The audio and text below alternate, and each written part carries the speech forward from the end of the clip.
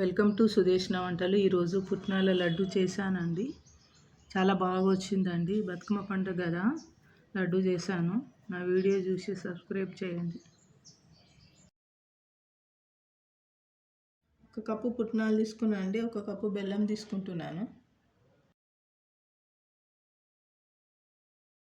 పుట్నాలను ఒక నిమిషం వేపాలండి, ఎందుకంటే వర్షాకాలం కదా, మెత్తగా ఉంటాయి.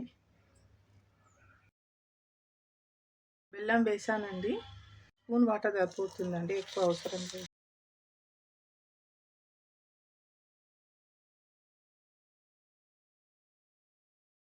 ఇట్లా బుడిగలు వస్తే సరిపోతుందండి, పాకం వచ్చినట్టే. పుట్నాలు పోస్తే అయిపోతుంది.